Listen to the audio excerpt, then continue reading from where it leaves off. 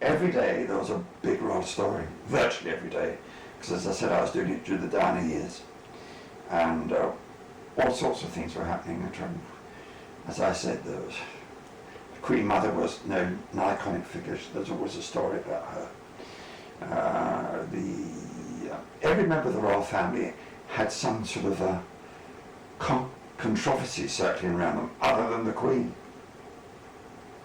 Charles and Diana, it was obvious. With the Grand Duchess Fergiana, it was obvious.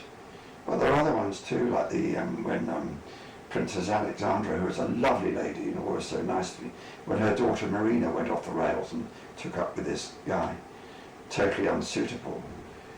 So many things, I can't remember them all. But I was always a few inches away from trouble.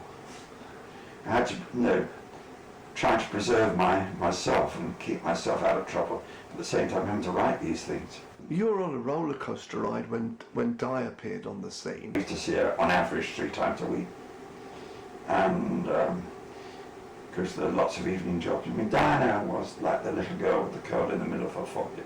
When she was good, she was very, very good, and when she was bad, she was horrid. Very vulnerable, very mixed up.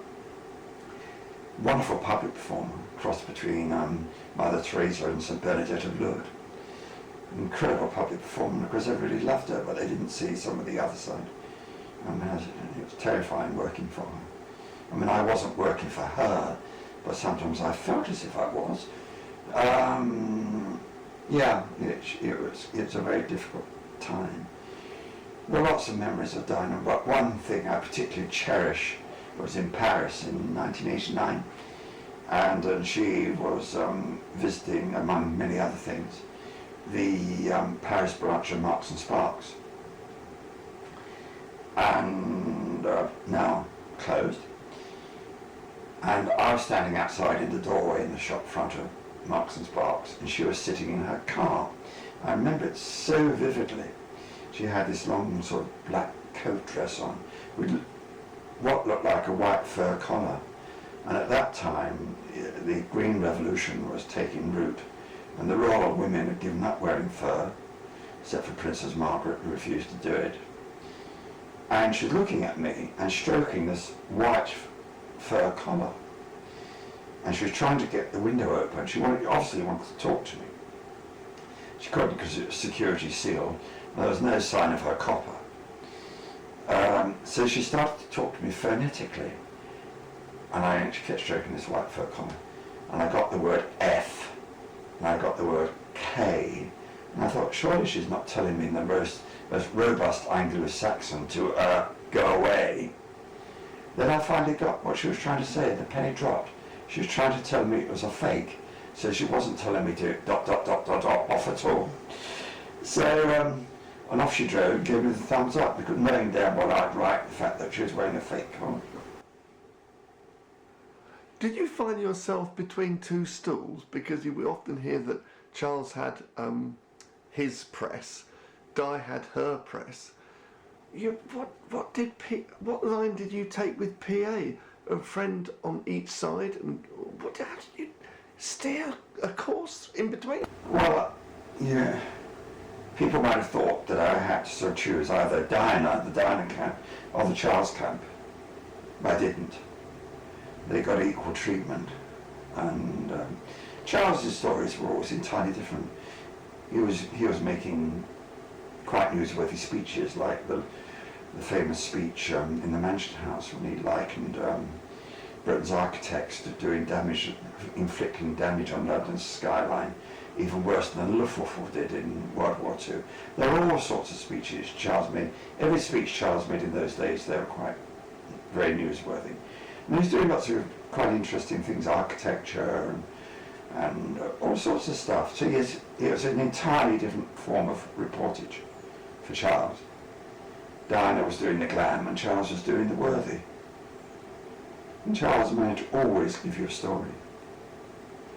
So I didn't have that problem. It must have been like walking on big shards of glass. Give us... Well, I always knew Diana was going to end in tears. I just had the gut feeling. I never ever dreamt it was going to be like it was. such a tragic ending. But I could see she was on a roller coaster really, and whenever they did a job together, Diana and Charles, she always tried to upstage him.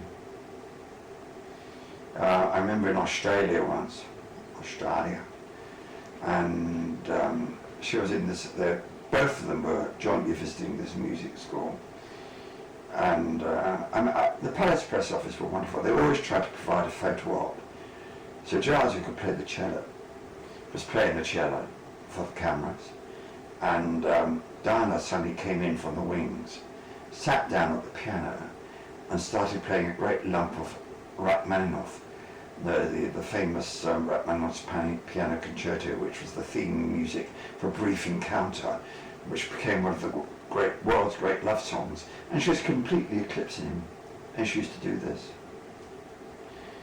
And on another occasion in India, while Charles was pontificating about climate change in New Delhi, Diana was visiting the Taj Mahal, the world's greatest monument to love. And she sat there. She sent the entourage away. She sat there on this stone bench, all moody blues, and in front of about 250 cameramen. What a put-up job. And I managed to get a question to her as she came away, and I said, how was that man? It's man as in span, not man, by the way. And she said, that was very healing. What a quote. And there was Charles doing good things, and there was she stealing the show again. Another person who provided me with headlines was the then Sarah Ferguson, or the Grand Duchess Fergovich, or Fergiana, as we called her in the trade. And I interviewed her and Prince Andrew on the eve of their wedding in Buck House. And I was sitting on the sofa, and they were sitting on another sofa. And they were incredibly tactile. They could barely keep their hands off each other. And she kept passing. With every royal interview, you had to submit the questions in advance. So she answered all the standard questions. And then she kept passing me notes. She said, aren't you going to ask me if I'm going to learn to fly helicopters, fixed wing? So I said, well, yes, Miss Ferguson. Are you going to learn to fly? And she asked all the questions. And then she passed me a question. You haven't asked me about the Battle of the Bulge. And I thought, what, the Ardennes? Surely not. And it's, what about her figure? And she said, well, she said, I've been suffering a lot lately because all these things that are being written about me about, I know I'm not the Venus de Milo, but yeah, I'm going to dress for Andrew, what Andrew wants. And I think, she said, a woman ought to have enough up here to be interesting, a trim waist, and a nice round bottom. And I thought, oh my God, this is the tabloid dream. Questions I wouldn't dare ask. So I scribbled it all down and wrote it out. And of course, you have to send the interview back. They have editorial control over royal interviews. It's the only thing they ever have editorial control over. I thought, I'm never going to get away with this. Back in Buckingham Palace, about 2 days later, I was in the office of the press secretary to Prince Andrew. And there was Prince Andrew, looking at my piece. He said, oh, he said, it's a no. And I thought, oh God, this is all going to be scrubbed out. It's all going to be excised.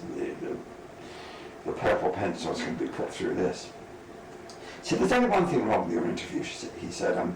Your secretary, I didn't have one, can't spell my fiancé's surname. And I was away with it. Again, that was a headline that went around the world.